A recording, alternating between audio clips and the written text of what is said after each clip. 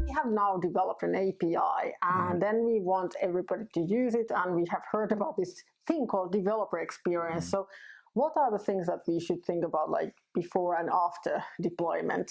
Well, let's take it that it has been deployed successfully. It has actually launched and someone is actually already using it. Then you should have the means to collect information about how the developers, how the consumers use it, and where they possibly make something stupid errors. Stupidity is referring to the API owner because it's a fault in the API design. Developers don't, the consumers don't make any mistakes, but they might use it not so wisely, or they cause some error situations. Or they use it in a way that you didn't think that it should be used, and that causes a problem. Problem to you, for example, in architectural level or performance or something else.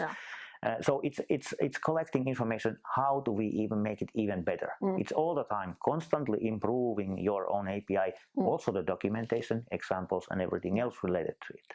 And I think that there's the key thing is that how do we collect the information? Because in a website you have different tools to collect information from the UI level things, like did they push that button, or like was there a JavaScript error or something like that. But what about in APIs? In APIs, the common approach is to use some kind of API management solution. Is it a gateway solution or full-blown API management? It's up to you.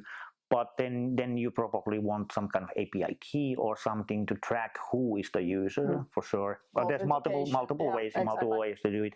And that actually, then you can actually know who is the user and make some kind of analysis of their usage paths and how it goes. And the API management gives you the overview of all the users, how they use it, how long the API calls take, and where's the possible bottlenecks and everything else. And you should really look at, for example, the status codes that you are getting, because sometimes I have seen after deployment, like, why are there so many 400s?